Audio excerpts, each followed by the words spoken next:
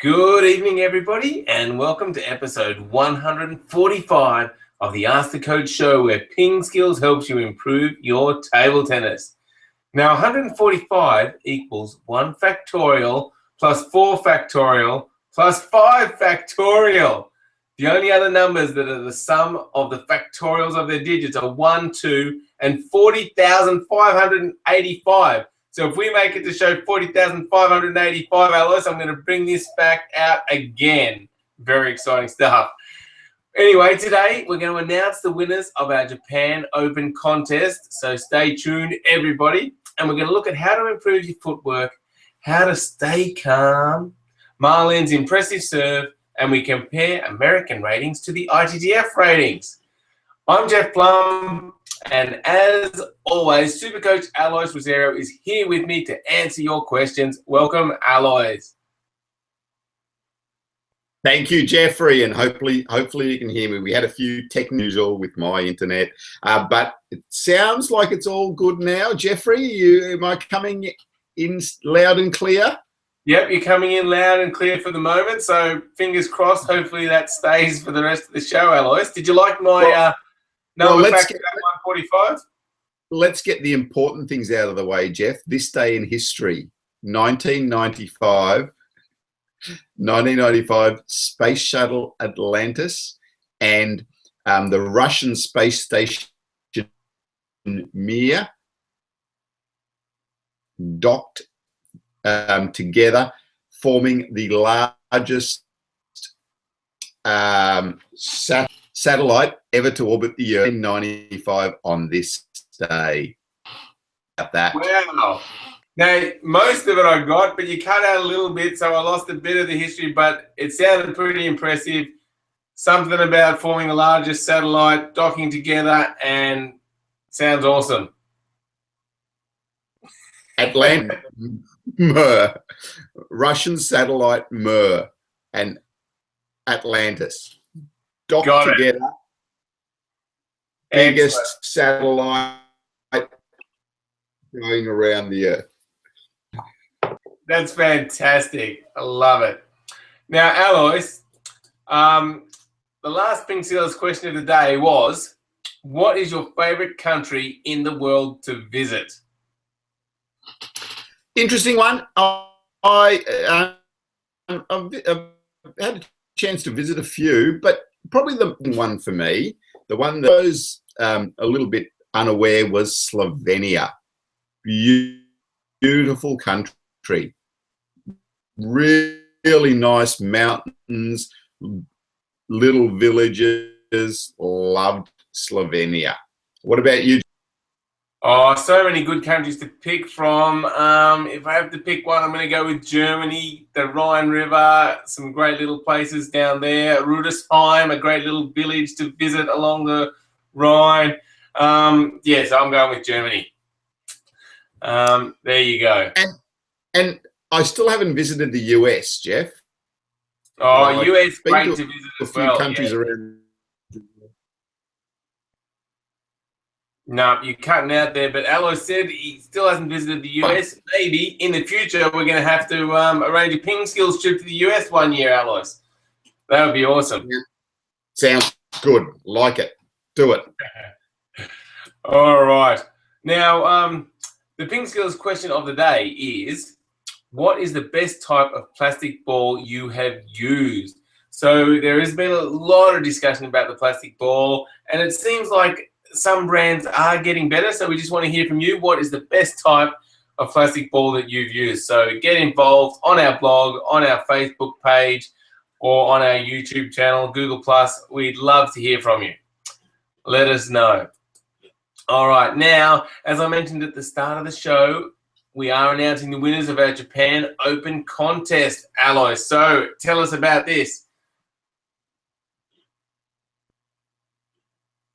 Okay, so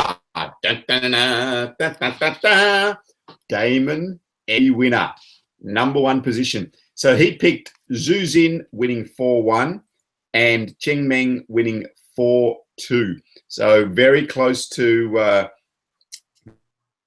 the correct scores as well. Picked the two winners. So the actual winner 1 and Chen Meng 3. So Damon S, very close indeed, but you are the overall winner. And in second place, Nick also picked the 2 correct winners, Zhu Xin and Chen Meng, but picked Zhu Xin at 4-0 and Chen Meng at 4-2. So Damon S, number 1. Fake Shafiq, number 2. Well done, guys. Well done, Damon S. and Fake Shahik. Great job. You win the quarterly premium membership. So we will get in contact with you guys soon. Thanks, everybody, for entering the competition. And, yeah, hopefully we'll have another one soon for all of you that missed out. All right. And it was a pretty exciting Japan Open, Alois.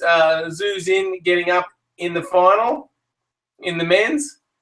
Yeah, and it was really good to see, Yoshimura, the Japanese guy, get up and make the final as well. He played really well to get there, but Zhu Xin in the end a little bit strong for me. Like, he's such a professional. His forehand topspin was just exquisite in the end. Yeah, excellent. Yep. Yeah, but and then the women's was the. No, we're losing Alois again. Sorry, people. Internet connection problems. This happens on a live show, but we will push on anyway. When Alois comes back, we'll get some more insights from him. Now, we'll try and get onto some questions. Noel has jumped on and used the Google Q&A app, and he's asked, "Hello, coaches. That was a great event at the Japan Open. Zhu Xin was fantastic." And he says, "My question today is I want to improve my footwork in table tennis. What kind of exercises can I do?" What do you think, Alois? Yeah, so with footwork, it's a lot about repetition of the actual footwork movement. So just getting there and doing some repetitive footwork drills. Doesn't really matter too much which ones you do, but we've got a lot set out in our training drills download that you can download for free. And just do a lot of footwork drills. Firstly, where you know where the ball's coming to, and then you can start to do some more random drills. Put a link up, drills download, get on there, and just try to do as many footwork drills as you can during your training session. Great advice, Alois. And thanks for the question, Noel. And thanks for jumping on live on the show. Great to see. We love it when people jump on and ask us questions live. Next question is from William. He says, "I've seen many videos on this topic, but when I try the tactics in them, I just can't calm down. I don't know why I get anxious or flustered. Tell me what the general root cause is. Also, if possible, give some tips on how to not get angry."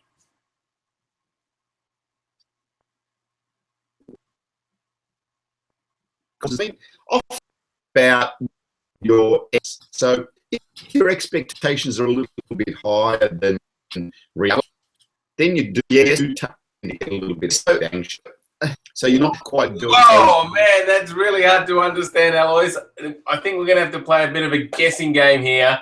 I'm gonna guess what Alois was saying because it's just not coming through. But I heard a few important words there. I heard expectations, and so what I'm thinking here is he's talking about the root cause, because if you're expecting to do really, really well and then suddenly you're not doing so well, that can put a lot of pressure on you, and that can really, make you get angry. So the expectations is one area where, that really is a root cause of it. But how do you not get angry? Let's see if we can get Alois back, and then I'll play a guessing game and tell you what I think he said. Alois, how can you not get angry? Okay. So just trying to find some methods of keeping yourself calm, some deep breathing, and breathing in your abdomen there, starting to become a little bit more realistic. All right, it's all right. It's gone again, but there's something about deep breathing there. So I'm thinking he's talking about you need a routine that you use to calm yourself down. So one great technique is to use some deep breathing. So just concentrate on your breathing, and that way you're only focusing on your breath, and you're not focusing on what might happen, whether you might win the next point, whether you might lose the game, whether you're playing badly. You're not focusing on any of that. And because that doesn't help you play better. So just by focusing on your breathing, it really helps you just calm down and, you know, not get angry. And you can't get angry if you're just focusing on your breath.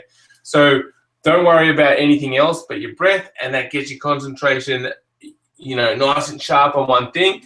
And then you can get back to playing the next point and just worrying about the tactics for the next point, because that's the only thing that's going to matter.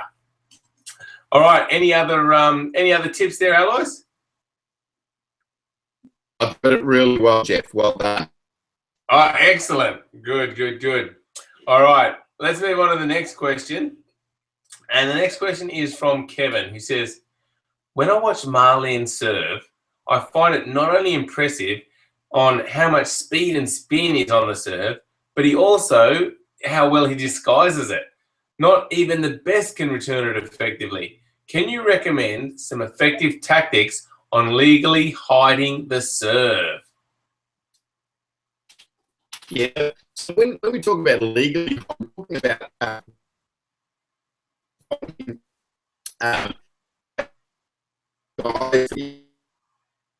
making it difficult. All right. Cutting out again, but I got a few words in there. I heard legally, I heard variety.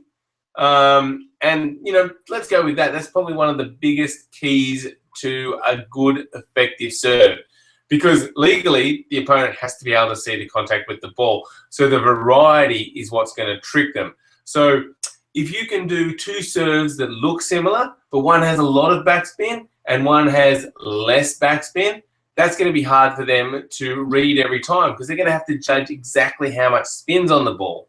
So variety is key. Now, it's not only variety in the spin, but the speed and the placement also makes the serve effective. So don't just keep serving straight to the backhand side, and maybe even vary where you serve it from. So there's so many different ways you can vary your serve, and that really makes it harder for your opponent.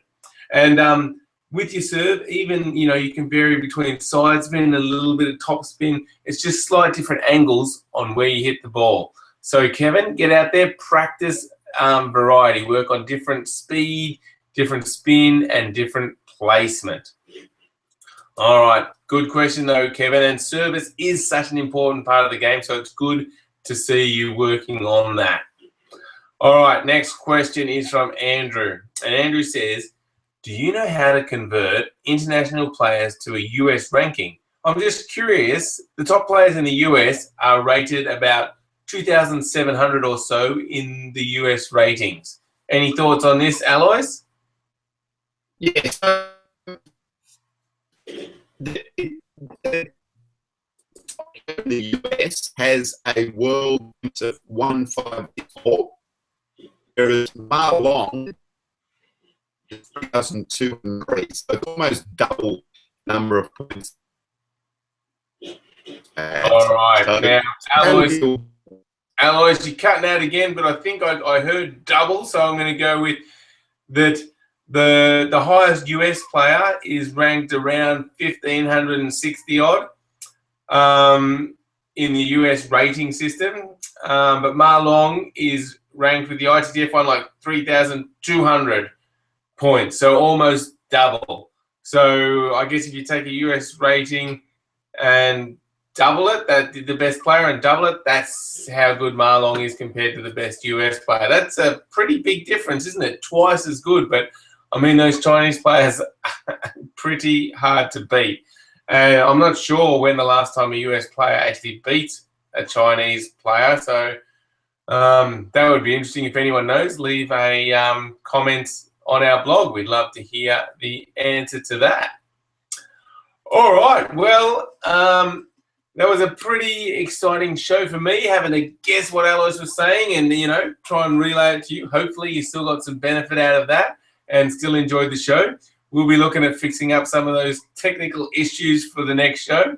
But in the meantime, I'd just like to thank you for watching. Make sure you check out our website, pingskills.com. And if you haven't yet, sign up for our free newsletter. Give out free tips every week. Great way to keep involved and improve your table tennis. So go to pingskills.com. Thank you, everybody, and thank you, Alois. Thanks, Jeff. Bye. See you, everyone. Bye.